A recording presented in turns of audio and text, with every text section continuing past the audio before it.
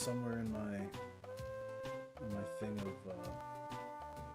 guides. I have a guidebook to this very game. And I think I'm looking at it right now, but I'm not sure.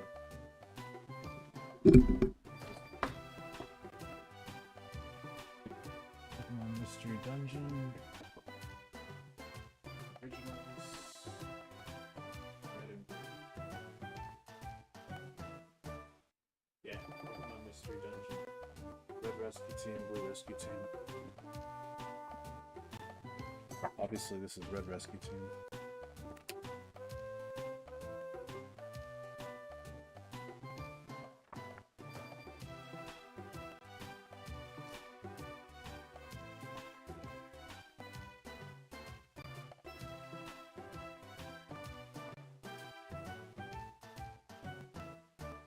So, pretty much just a breakdown of how Mystery Dungeon works.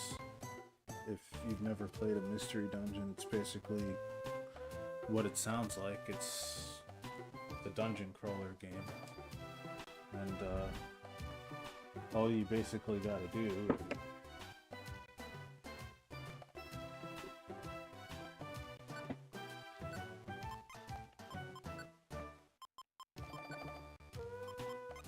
take on these side quests. Well, first you have to unlock the dungeons and then explore the dungeons, but mostly you want to take on these quests. Sometimes they're asking for a specific item, that sort of stuff.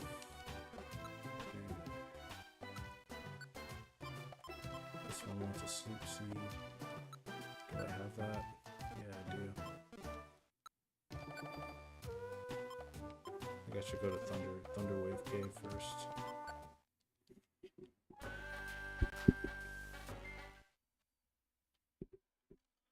Oh. Forgot I can. Okay, I can hear it now. I have headphones that have a volume setting, but I also don't want the volume to be too loud, because then you won't be able to hear my voice. Still figuring stuff out.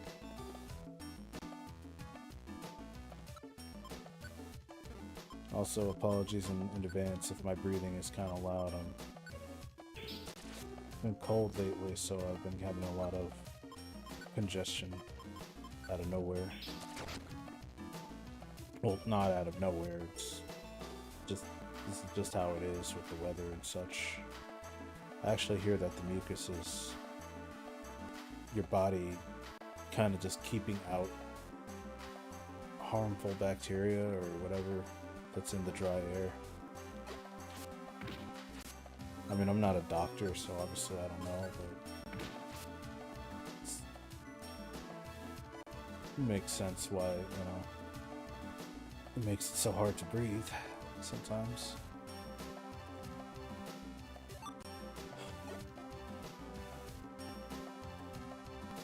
It's also important to practice breathing exercises.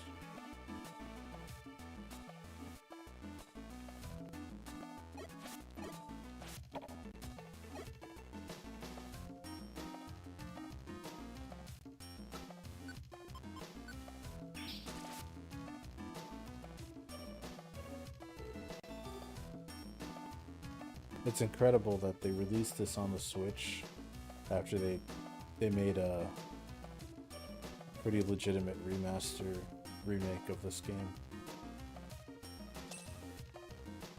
And then we haven't gotten a Mystery Dungeon since. I think it's been 4 years since they came out with the remake, and since then, no announcement of a new Mystery Dungeon with new Pokemon or stuff. Just nothing. The Pokemon Company, they had a Super Bowl ad for the 30th anniversary. It was just basically a bunch of celebrities and talking about their favorite Pokemon, and that was basically it. I'm just kind of like rolling my eyes. Like, I mean, it's great that they acknowledge the 30th anniversary in some way, but is that it?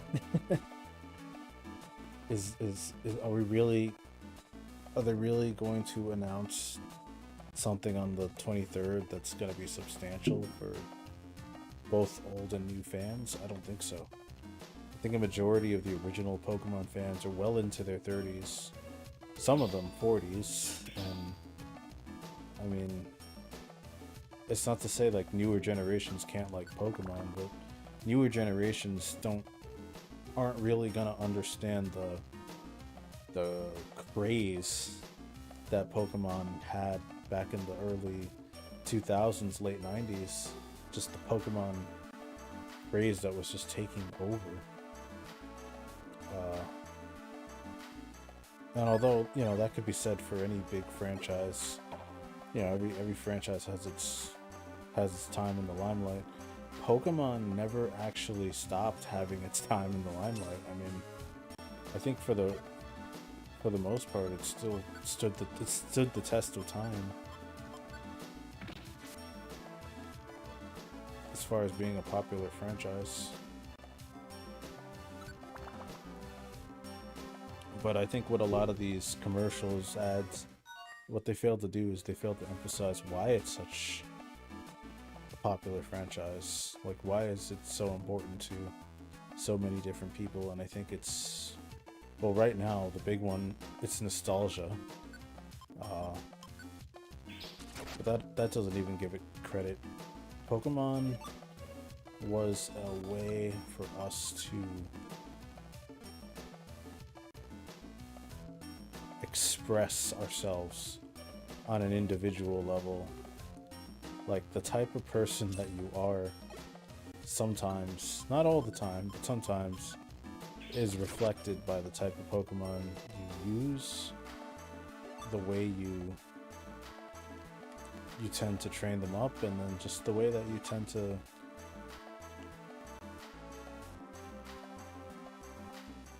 oh wait, here we go. Like, the type of Pokemon you like supposedly says something about your personality, socially. And so Mystery Dungeon kind of took that on a level, like, what if you were Pokemon? And it starts up asking you a bunch of quiz questions. You know, what do you do when, like, something happens? I don't know. And you know, what do you do when your parents ask you to clean your room? Do you clean it right away, or do you leave it for tomorrow? Like, what do you do when someone invites you to a party? Do you go to the party? Do you decline? Do you say you're gonna go but not show up? Like, they ask you all these, like, deep questions, and then it pins, like, your personality to a specific Pokemon. But I don't think those personality types, those quizzes, were really that accurate. I think it was just all in good fun. And I like that in the remake you can choose which starter you want to be. But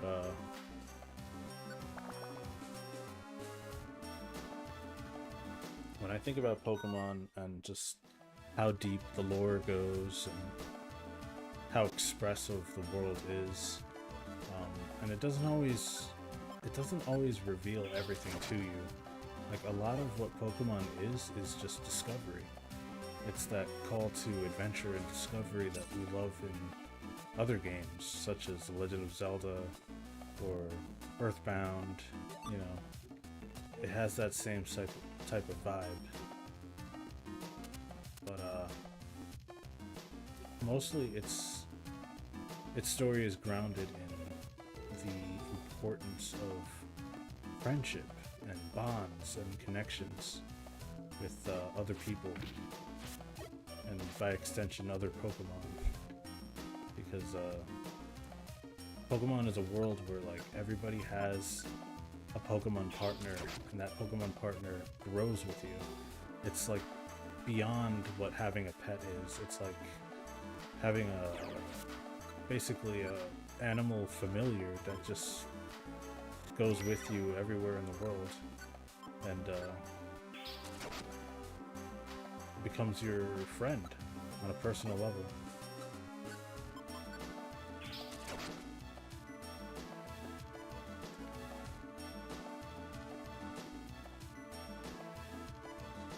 It wasn't a foreign idea. I mean, you know, you had Tamagotchis, you had, you know, Digimon. And then, as far as video games are concerned, Dragon Quest and Persona did the Monster Collection long before Pokemon did it.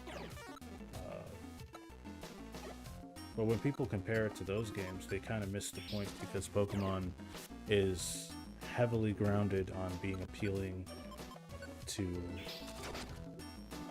you know, children, to the imaginations of children.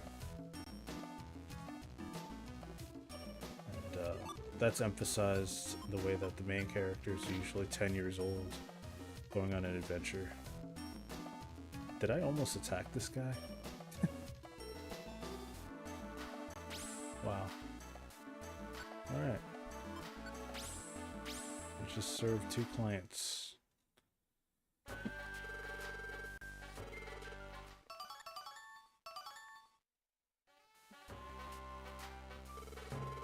Thank you for delivering the Pecha Berry. I mean, we also kind of assaulted you, but you're welcome.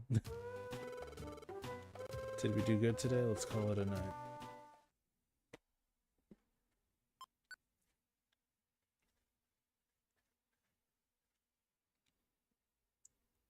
You know, Pokemon starts out, in the anime, it starts out with a very simple, a boy and his dog, or boy and his electric mouse storyline, where it's like, you know, he doesn't get along with it at first. You know, Pikachu doesn't want to go in the Pokeball. Pikachu is very stubborn. You know, he tells Pikachu what to do. Pikachu looks the other way. And then it gets to a point where he's risking his life to protect Pikachu because there's all these Spearow, like bird-like Pokemon attacking them. And then Pikachu just, out of nowhere, just like summons a thunderstorm and just, you know, obliterates them all to protect Ash. And that bond leads them on a whole adventure. And then when the storm clears, you see the rainbow, and then Ash is chasing that rainbow. Like, from the beginning of the series to the end of the series, he's always going to be chasing that rainbow and never quite reaching it, but always never giving up on trying to reach it nonetheless. And they took that idea and they made sequels to that story in the form of movies. And then in the movies, they added on all this lore that is actually found in the video games, but you know, you see it played out in the movies just in a different way, because the video games and the show aren't connected. They're in separate universes, but they share a lot of the same backstory and lore. You know, Mewtwo being created by human beings, a clone of the original Mew, who's like supposedly the first Pokemon ever to be discovered, or like he's a new discovery, but you know, they just recently discovered Mew could be the origin of all Pokemon, or the strongest of all Pokemon. So that's what they create Mewtwo for, so that they can have a Pokemon that they could control that is a clone of the original strongest Pokemon, Mew. Only for that clone to question his existence and break free, and also hate humanity for making him, and also making all these other clones of Pokemon that just weren't so lucky and pass away. So Mewtwo becomes very resentful of humans. He becomes very protective of Pokemon, but resentful of humans, and he tries to take humans' Pokemon away from them and claim himself to be the ultimate Pokemon master. And I think that's just so rad, to have Mewtwo start out as a villain, but then realize his wrongs at the end of the movie. I realize there's more to people.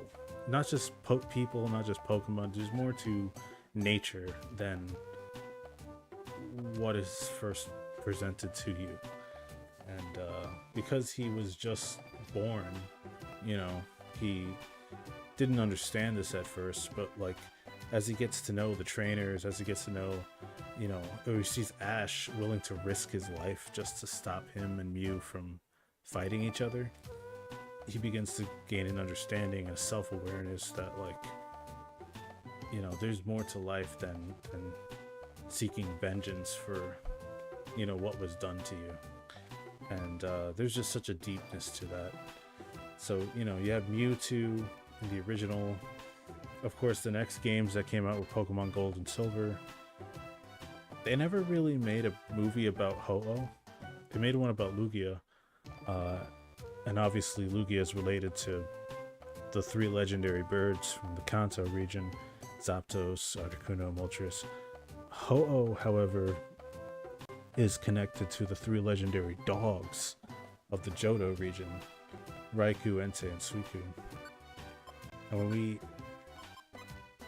when we talk about Ho-Oh, the first thing that I think of is this legend in Pokemon Gold and Silver where 3 dogs, there was a terrible thunderstorm, and the thunderstorm creates a fire, and 3 dogs try to save the people. They rescue the people and they try to warn them before the fire can get to them. But then the 3 dogs die, and a rain cloud forms, and the rain extinguishes all the fire. But Ho-Oh, feeling sorry for the dogs, resurrects them with his sacred fire. And because Ho-Oh is based on the phoenix, he's based on the Japanese firebird version of the phoenix.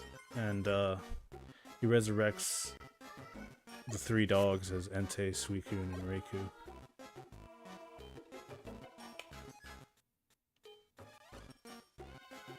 And then I think there was also a bit of lore suggesting that like the people feared these Pokemon. Like they were grateful that they were saved, but then they began to fear them because they thought that they were too powerful or something.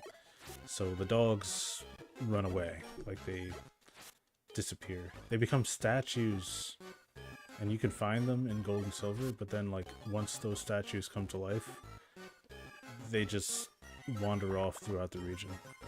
It's just such a profound, like meaningful thing, having a backstory like that for a creature that you can just capture and then, put away in a computer somewhere and just never see again. But that's part of what makes the Pokemon journey so special, is you make all these new discoveries, you meet all these amazing creatures, and then they can have such an effect on you that like you learn about them through this thing called the Pokedex, and it's like, oh wow, there's a lot more to them than what's at face value. They're not just beat 'em up monsters. They each have somewhat of a special role in this ecosystem. So they say people who play Pokemon should become like archaeologists or biologists or something like that. I don't know how true that is, but I can see it somewhere. Like people are able to differentiate between different types of dogs, different types of birds, especially people with autism. Like sometimes we have a tendency to like hyperfixate on a subject, and like we want to like know everything about it, so we can tell you exactly like what type of bird is what and why it's a different color, why it's got a different personality, stuff like that. And that's how Pokemon is. Pokemon is very, is very varied in its creativity. It's like you have all these different types of creatures, some that are similar to each other and some that aren't. But if you've played Pokemon for a long time, eventually you get this familiarity, like, oh, I know what that is, that's Poochyena. Oh, I know what that is, that's actually a mouse. Cyndaquil is somehow based on a mouse. I don't know what kind of mouse, but it's based on some kind of mouse. And he's got fire protruding out of his back when he's nervous. Only when he's nervous, though. But when Cyndaquil evolves into Typhlosion, Quilava and then Typhlosion, the fire is always there. It's like he's able to concentrate that fire to a specific part of his body, so he's no longer immature. Like that's when he reaches a mature state and he's able to stabilize his fire. And it's small little details like that make Pokemon very, very special. So I've talked a lot about Pokemon. So why Mystery Dungeon today? Well, it's just come to my attention that I didn't even really I mean I knew they added it to the Nintendo Switch Online thing. It didn't really hit me that they added it. And it was this version of it, the Game Boy Advance version. Because of course, it's the most accessible version. The other one is DS, and the only way to play DS on Switch is, well, not by legal means. So, unless you have the original on DS, like I did at one time, I'm not telling you, you shouldn't, but it's very hard to come by nowadays for a reasonable price. So we just took this, let's put some stuff away in storage. This is a lot of what you do in these games, in Mystery Dungeon games. I've played Chocobo's Dungeon, which is another Mystery Dungeon game, and it has a very similar vibe. You pick up items, you have to store some items away because you can't carry too much.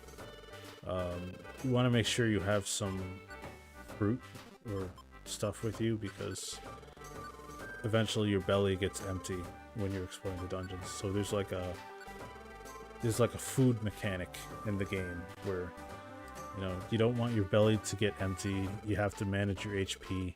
You regain HP over time. Just little things like that. It's very, very different from your average Pokemon game where there's like Pokemon centers and item shops and all that kind of stuff.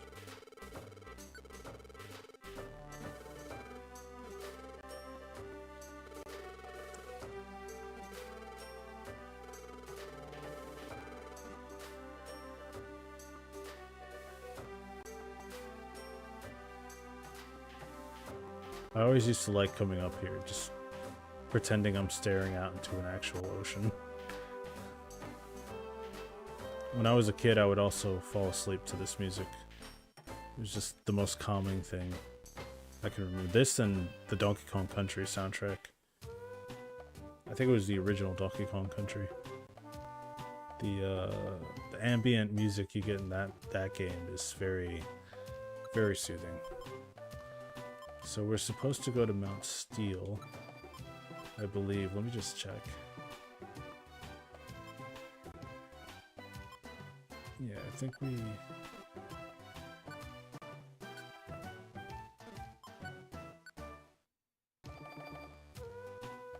Thunderwave Cave.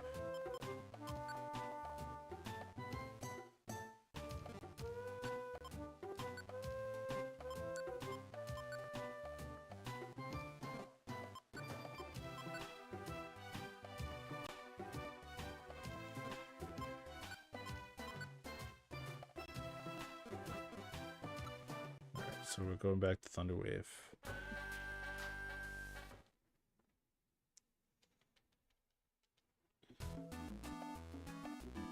Another beloved RPG franchise that I happen to love is Final Fantasy.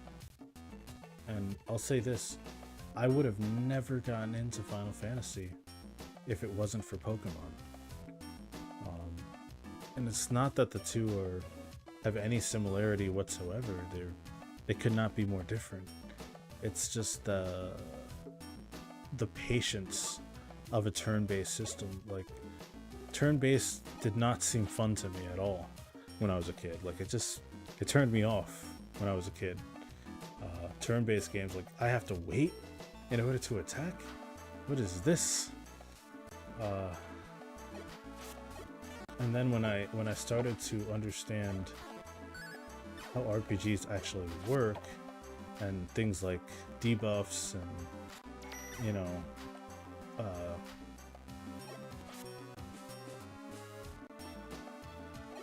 level mechanics, like just different mechanics that were introduced in many games, I began to gain an appreciation for it, because you can sort of imagine a turn-based game working the same way that an action game does. It's just not happening in real time. You just kind of use your imagination to see, like, oh, okay, I need this X amount of speed and I'll be good, or this enemy has this amount of speed and that's why he goes before me. So if you strategize, you work your way up, you start like working on your speed stats, your strength stats, all that. You eventually, the game becomes easier and it becomes a better experience over time. It might not start out that way, but it becomes that way over time. So that's what makes RPG games so fun. And Pokemon is an RPG game. But don't get me wrong, it's also a fairly easy game. It presents its own challenges. The farther in you get into the game, the more challenging it gets. But Pokemon games really, when you break it down, the biggest thing about them is the post game, and this has been a staple since the original. In the post game of Red and Blue, after you beat the Elite Four, you beat your rival, a champion, you have to take on Cerulean Cave, and you're told by an NPC, Cerulean Cave is only reserved for champions, because the Pokemon in there are uber strong. Like, they're way too strong. They're the Pokemon you can only get when you trade them with other people. Like, they're the strongest version of most of the Pokemon in the game.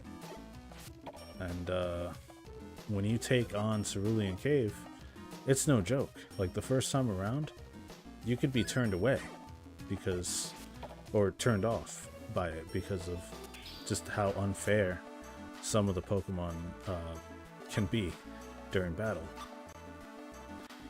But when you get to the end, when you actually reach the end of Cerulean Cave, you gain a real appreciation for the challenge, because that was the challenge that was preparing you for fighting Mewtwo, the ultimate final boss of Pokemon. And over the years, Pokemon has changed, you know.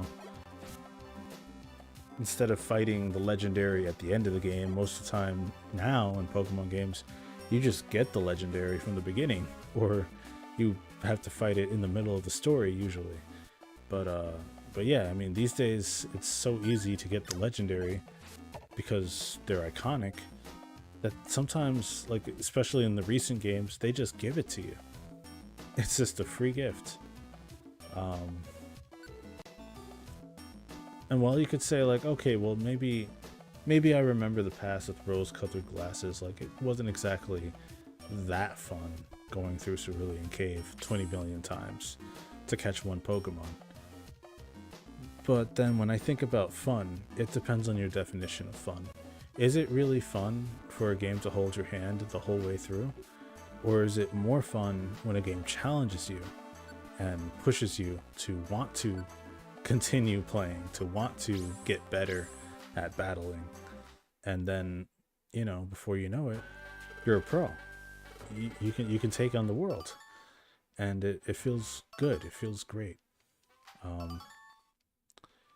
You know, the only issue these days is that, like, you know, most people now who are into Pokemon have jobs and can't play all the time, and so, you know, it takes a little bit of reviewing to get back into the swing of the mechanics and everything. But when worse comes to worse, you know, Pokemon always has a little bit of something for everyone.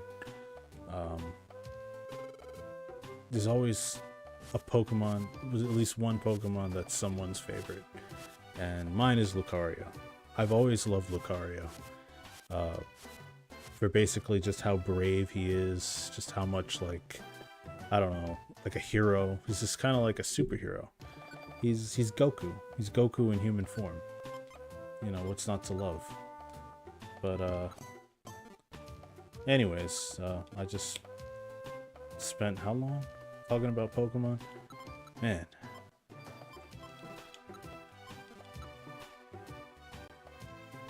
What am I doing with my life? Now, anyways, I'm probably gonna stream Ocarina of Time after this. Ocarina of Time HD, or you know, Ocarina of Time 3D, but in 4K. And yeah, I'll come back to this at a later point in time. And that's just how I do. I cycle through games that I like, and eventually, when I finish games, I move on to the next game in my catalog, or backlog, I guess you could say, because that's what this is, me trying to complete my backlog, while also trying to be more communicative and expressive, because, you know, there's times where it's like I want to show my face, but I don't want to show my face. Right now I look tired, I look kind of worn out, so maybe, you know, when I feel a little bit better, a little bit more showered up, I don't know, cleaned up, you know, I'll put the camera on again. But for now, this is gonna do it.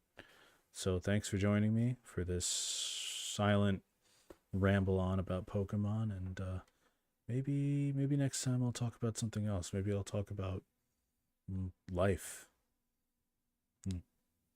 I don't know. Depends on how I feel.